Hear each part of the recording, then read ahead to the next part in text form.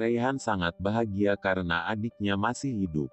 Namun Gulsum tetap bersikeras bahwa keluarganya telah mati sehingga tidak mau menerima Raihan sebagai kakak kandungnya. Kemal mencurigai sesuatu yang terjadi pada istrinya saat dia sedang menerima telepon. Kemudian Narin bertemu dengan teman lama dari Azerbaijan ketika hendak membeli obat di apotek. Narin pun mencoba mengalihkan topik saat Ainur terus membicarakan masa lalunya di depan Kemal. Taci menemui Suna saat Melike pergi membeli makanan.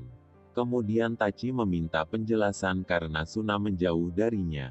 Suna pun menegaskan pada Taci bahwa keluarganya tidak membiarkan mereka bertemu. Setibanya di rumah, Suna mencoba menghibur Raihan karena pertemuannya dengan Gulsum tidak sesuai ekspektasi. Sementara itu Nyonya Kafidan berusaha menyangkal kemunculan adik Raihan sambil mengatakan bahwa semua itu adalah tipuan untuk keluarganya. Kemudian Emir dan Suna mencoba menghibur Raihan sambil meyakinkan bahwa dia pasti bisa meluluhkan hati Gulsum seperti Raihan meluluhkan hati keluarga Tarhun. Sementara itu Gulsum didatangi oleh para pria bersenjata untuk menagih hutang. Kemudian Emir dan Raihan mendengar suara tangisan dari dalam rumah adiknya. Namun Raihan berpikir bahwa Gulsum tidak ingin melihatnya karena tidak membukakan pintu untuknya. Sementara itu Emir meminta Raihan untuk memberi waktu pada adiknya, apalagi sekarang Raihan harus mengikuti ujian di kampus. Namun di perjalanan pulang mereka hampir menabrak Gulsum yang berhasil kabur dari kejaran para mafia. Kemudian para mafia menodongkan senjata agar mereka tidak ikut campur ke dalam urusannya. Namun Emir berhasil menyingkirkan senjata itu lalu membayar semua hutang Gulsum. Narin merasa bersalah karena tidak berterus terang kepada Kemal tentang masa lalunya. Kemudian Ainur menelepon Narin untuk janji temu. Namun Narin meminta maaf atas sikapnya kemarin karena suaminya tidak tahu tentang masa lalunya. Sementara itu Kemal mendengar percakapan mereka sehingga dia penasaran dengan rahasia masa lalu yang disembunyikan oleh istrinya. Kemudian Narin bertemu dengan Ainur di sebuah kafe sambil bercerita tentang pernikahan dengan Kemal sehingga dia memiliki hidup tenang dan nyaman. Namun Ainur malah membahas topik masa lalu soal Erhan yang tertembak sehingga Narin merasa bersalah karena tidak mempercayainya. Sementara itu semua telah direncanakan oleh Erhan. Dia membayar Ainur untuk membenarkan cerita bohongnya dan menyewa pria untuk menyerang dan merampok karena cinta obsesinya pada Narin. Kemudian Erhan mengirim pesan pada Narin untuk janji temu lalu Narin pun setuju karena berpikir bahwa mantan pacarnya tidak berbohong. Erhan pun sangat senang rencananya berhasil karena Narin mempercayai semua yang dikatakan oleh Ainur.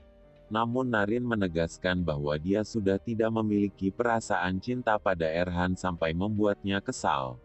Kemudian Erhan mengirim Ainur ke rumah Kemal untuk membongkar masa lalu Narin. Di sana Ainur memperingatkan Kemal untuk waspada karena istrinya seorang dokter buronan mafia. Sementara itu Kemal tidak percaya dengan semua yang terjadi sampai membuat Masal sedih karena Kemal mengabaikannya. Gulsum pergi ke rumah Tarhun untuk mencicil hutang karena Emir telah membantu melunasi hutangnya kepada mafia.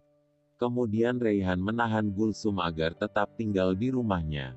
Namun Gulsum menolak karena masih belum menerima Raihan sebagai kakaknya. Kemudian Gulsum menerima telepon bahwa para mafia itu membakar rumahnya. Raihan pun meminta adiknya untuk tetap tinggal di rumahnya meskipun satu malam. Sementara itu Nyonya Kafidan mencium bau yang tidak sedap di seluruh ruangan sehingga dia menegur Gulsum agar cepat pergi dari rumahnya. Kemudian Gulsum memutuskan untuk pergi karena tersinggung dengan ucapan Nyonya Kafidan. Namun Raihan bersikeras agar adiknya tetap tinggal. Kemudian Raihan sangat berterima kasih kepada Emir karena telah menemukan adiknya. Emir pun menyalakan musik di mana lagu itu diputar di hari pernikahan sehingga mereka pun mulai berdansa. Kemal pergi dari rumah karena kesal atas semua kebohongan Narin yang akan memengaruhi sidang hak asuh anak. Sementara itu Naren menyadari perubahan sikap suaminya namun dia tetap berpikir positif dengan memberikan hadiah yang ia belikan kemarin. Kemudian Kemal meluapkan rasa kecewanya pada Naren yang berbohong tentang masa lalunya. Sementara itu Naren berusaha menceritakan semuanya dari awal namun Kemal tidak mau mendengarkan istrinya lagi. Kemudian Naren meminta maaf pada Kemal karena menyembunyikan masa lalunya. Namun Kemal merasa diolok-olok oleh Naren karena menyembunyikan rahasia penting yang dapat membahayakan keluarganya. Sementara itu Masal menyaksikan pertengkaran mereka sehingga membuatnya sedih. Kemal pun memanggil Erhan untuk memeriksa kesehatan putrinya. Namun Erhan mendengar ucapan Naren yang akan berusaha mengambil hati suaminya kembali sehingga membuatnya kesal. Nyonya Kafidan terus menyinggung Gulsum karena tidak menyukai kehadirannya. Kemudian Nyonya Kafidan meminta Reyhan untuk melakukan tes DNA agar dia yakin bahwa Gulsum benar-benar adiknya. Kemudian Reyhan menyetujui keinginan mertuanya sedangkan Emir sangat kesal karena merasa jika ibunya tidak sopan. Namun Reyhan menegaskan bahwa dia ingin kedamaian serta mengakhiri keraguan. Kemudian Reyhan pergi menemui Gulsum untuk berbicara tentang DNA. Namun dia mendengar adiknya berbicara tentang tempat tinggal sehingga Reyhan tidak berani untuk membicarakannya. Kemudian Emir memberikan sampel DNA pada Sefer untuk dikirim ke laboratorium. Sementara itu Nyonya Kafidan mencegat Sefer agar memberikan hasil tes DNA kepadanya. Namun Emir dengan sigap mengambil tes DNA itu sebelum diambil oleh ibunya. Kemudian Emir mengumumkan hasil DNA itu di depan keluarga bahwa Gulsum benar-benar adik kandung Reyhan. Namun Gulsum pergi dari rumah karena merasa tersinggung saat mereka menganggapnya sebagai penipu.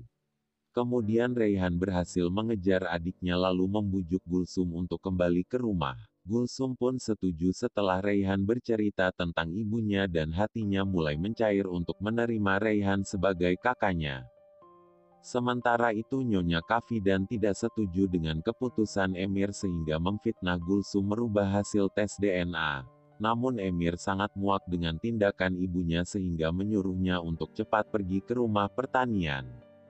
Sementara itu Gulsum mengeluh pada Reyhan karena tidak mengingat apapun tentang masa kecilnya.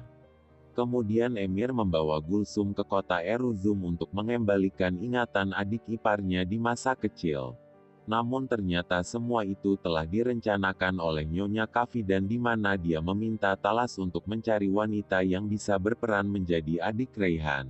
Kemudian dia membayar Gulsum untuk bersandiwara sampai Emir membatalkan rencananya untuk mengirimkan Kafidan ke rumah pertanian.